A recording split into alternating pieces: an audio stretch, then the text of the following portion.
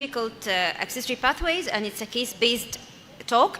At the beginning, I'll talk briefly about difficult accessory pathways. We all know that catheter ablation of accessory pathway is the treatment of choice in the majority of patients with accessory pathways, with a very high success rate of about 95%. It's the stable in our EP lab. Every day we go in the morning in the EP lab, we ablate SVTs or supraventricular tachycardia, and we are faced with success in the majority of the cases. Very infrequently we can meet challenging cases every now and then with a percentage in a study, a multi-center study. The incidence of failed procedures requiring repeat study was about 8%. As I said before, challenging cases are very infrequent. It can lead to a prolonged procedure or a failure of procedure or even recurrence of accessory pathway after initial success. And factors that can contribute to a failed or a difficult or challenging accessory pathway ablation, some of the factors are related to the accessory pathway, the anatomical or electrophysiological properties بتاعت accessory pathway. في some factors are related للprocedure نفسها, including mapping and ablation technique. في other factors related to presence of structural heart disease, especially congenital heart disease. Whenever you have a patient with accessory pathway and congenital heart disease, you have to prepare before the procedure. You have to prepare your equipment, you have to understand the anatomy very well, and to understand how are you going to ablate this accessory pathway. And if it's a manifest pre-excitation, it gives you, the ECG gives you a preliminary diagnosis of the location, so you can prepare yourself very well before the procedure. In a recent observational study that was published around 2 years ago, that commented on the outcomes of accessory pathway ablation in a large center, showed that the lowest success rate was seen in patients with anteroseptal location and right free wall location, and the highest procedure time or ablation duration was seen in anteroseptal accessory pathways. The factors related للaccessory pathway زي ما أنا قلت بتبقى related للanatomical position of the accessory pathway أو electrophysiological properties. The challenge in the accessory pathway, whenever you see a deep myocardial or epicardial accessory pathway, or there is an epicardial the accessory pathway is partially located in the epicardial surface, so you have to be equipped with certain equipments. لازم تبقى in your arsenals لازم يبقى معاك irrigated tip catheter. Sometimes you need the long sheath for stability. Sometimes in some cases whenever there is an epicardial fibers of the accessory pathway أحيانا بتخش من جوه coronary sinus, you have to ablate it, especially if it's a left-sided accessory pathway or post-receptal position. Sometimes in some cases you have to ablate from either side of the atria, from the right atrium or the left atrium, and then you finish your ablation from within the coronary sinus. Also, multiple accessory pathway pose as a challenge in accessory pathway ablations. Their incidence is low, is 5%, and is common in patients with congenital anomalies like Epstein anomaly. The most important thing is to recognize them first, the presence of multiple accessory pathways. The diagnosis of them أحيانا بيبقى deceiving, recognition بتاعهم بيبقى أحيانا deceiving, and you have to differentiate between multiple accessory pathways and accessory pathway with large or multiple atrial or ventricular insertions. في certain factors بتبقى related للprocedure نفسها, إن هو inaccurate pathway localization, so you have to exhaust your mapping tools or your mapping techniques علشان for proper localization of the accessory pathway. Recurrent atrial fibrillation during ablation أحيانا بيبقى posed as a challenge for localization and ablation. Inappropriate ablation techniques, so you have to shift between ablation techniques. lack of catheter stability, وأحيانا بتحتاج تبقى معاك steerable sheaths or long non-steerable sheaths for obtaining catheter stability and proximity to AV node or concerns about AV blocks. Sometimes you have to shift from RF energy to cryo energy. My first case is an interesting case. Is a 56-year-old female patient. She had a history of paroxysmal atrial fibrillation for 7 years, and she was under rhythm control using oral amiodarone. But for the past 4 months, she had persistent atrial fibrillation, and she came complaining of rapid palpitation and severe dyspnea of 2 weeks duration. Her presenting ECG with, as we can see here, is a pre-excited atrial fibrillation with very rapid ventricular rate reaching up to 185 beat per minute. She was admitted to the CCU and underwent rate control using IV amiodarone, and we can see the amiodarone managed to slow the rate a little bit.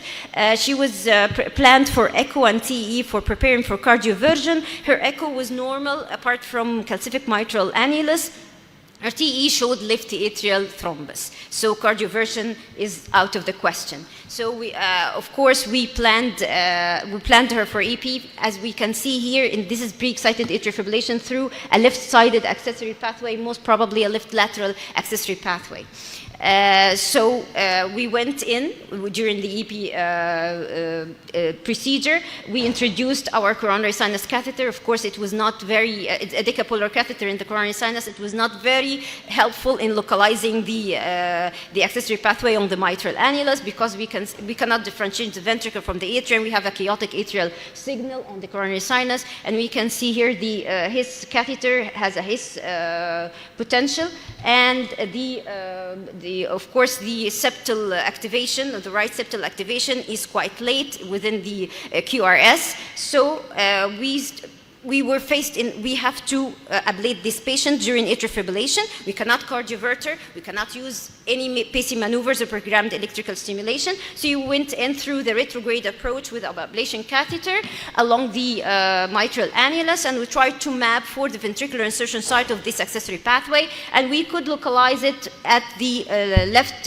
posterolateral region, and we went for the ventricular insertion site, and we could get a good electrogram. V2 delta is about 35 millisecond, and we started ablating, and as we can see here that there was complete disappearance, slowing of the heart rate, and complete disappearance of pre-excitation, normalization of the ECG here. And during the waiting period, the accessory pathway returned again.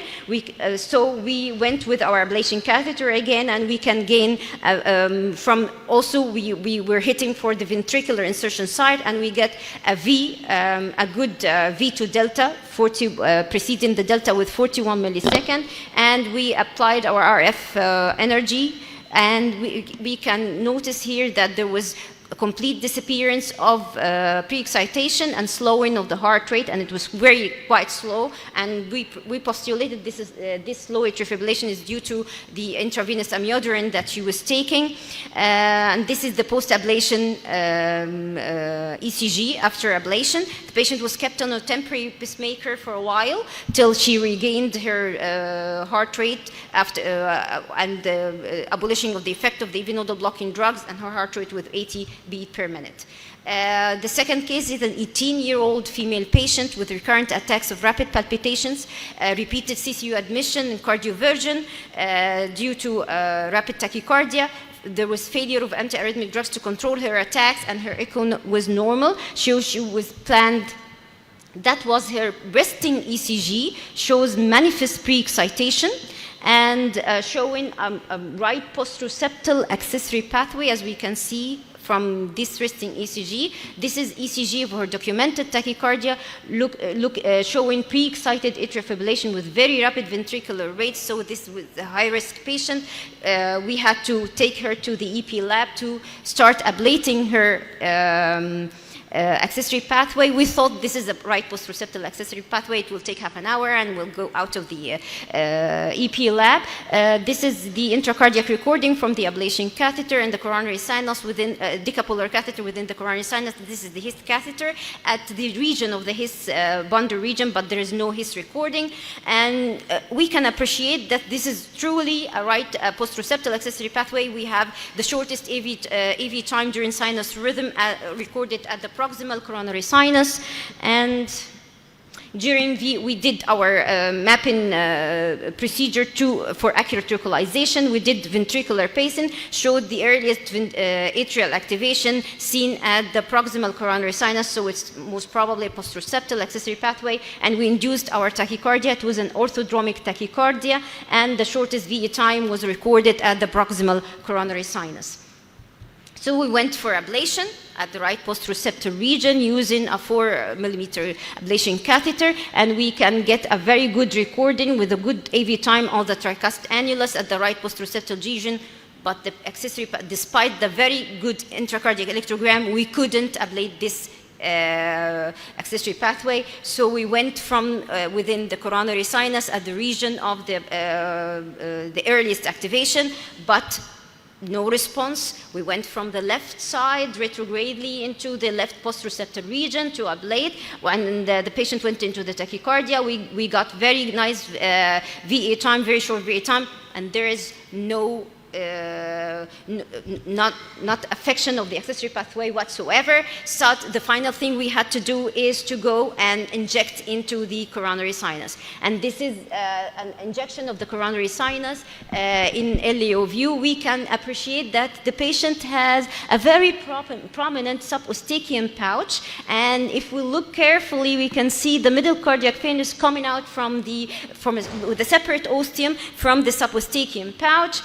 And when we ablated within the coronary sinus, we were ablating up there near the coronary sinus. We were away from the subeustáchian pouch. So guided by this angio, we went in with an irrigated tip catheter into this pouch and closer to the middle cardiac vein ostium, and we can get this nice electrogram. We can get a ventricular electrogram that preceded the delta wave significantly with around 25 milliseconds. And if we notice that at the beginning of the ventricular electrogram, we can see a sharp, high frequency potential.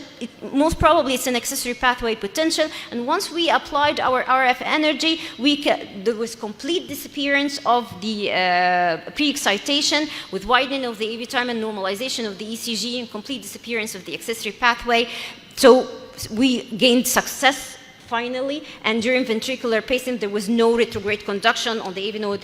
And it's very important. This accessory pathway is called coronary sinus accessory pathway. It's an accessory, it's an epicardial accessory pathway, and it's caused by connection between the coronary sinus myocardial coat and the ventricle. And usually it has to be ablated from within the coronary sinus or within an anomaly within the coronary sinus. The non-recognition of the location of this accessory within the coronary sinus can end up with failure of ablation. We have to recognize it. Usually there are some predictors on the ECG that can predict the coronary sinus accessory pathway, like negative delta and lead 2 in sinus rhythm, a steep positive delta in AVR during maximum pre-excitation, and deep SMV6 in also maximum pre-excitation.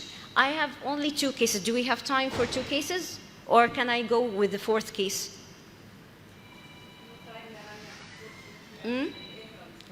Okay, I'll go straight to the 4th case. It's a very interesting case, and it's courtesy. I will skip for the 3rd case. It's about Mahayam. The case 4 is courtesy from Dr. Rania. It's a 47-year-old male patient who suffered from recurrent excessive palpitation for 14 years. He underwent EP ablation for his tachycardia twice using irrigated tip catheter and subclavian vein approach, and it failed. So his resting ECG shows manifest pre-excitation. It looks like it's a right anterior, right-sided accessory pathway, and this is his ECG during tachycardia, showing orthodromic tachycardia. I think Dr. Lamia planned to go with, for the 3rd procedure, using 3D mapping system because of the 2 failed procedures before, and she went with a decapolar catheter or duodecapolar catheter around the tricuspid annulus since it's a right-sided accessory pathway. And we can see here that, and this is the duodecapolar catheter around the tricuspid annulus, showing a very short AV time at the lateral annulus, and this is the HIS catheter showing normal AV time. And this is during during tachycardia, we can notice that the shortest VA time at the lateral annulus or near the lateral tricuspid annulus. And when they did the activation map during sinus rhythm, they could localize the accessory pathway at the right anterolateral region of the tricuspid annulus. So she decided to go in from the left subclavian vein, through with a long sheath and irrigated tip catheter at the location of the earliest activation, and she could get a very nice recording. She's situated on the anterolateral part of the atrial annulus with a very nice recording, and when they applied RF ablation, we can see there was complete disappearance of pre-excitation and ablation of the accessory pathway with a very wide AV time on the dentocapillary catheter, and during V-pacing there was VA dissociation, and this is the ECG of the patient after ablation. So finally, some accessory pathway pose a big challenge during their ablation, and the procedure might turn into a nightmare. The recent advances in EP field with different equipments and different methods of applying energy for ablation can help ablating these accessory pathway. So the electrophysiologist should recognize the problem early and tailor his approach accordingly to end up with successful ablation. Thank you.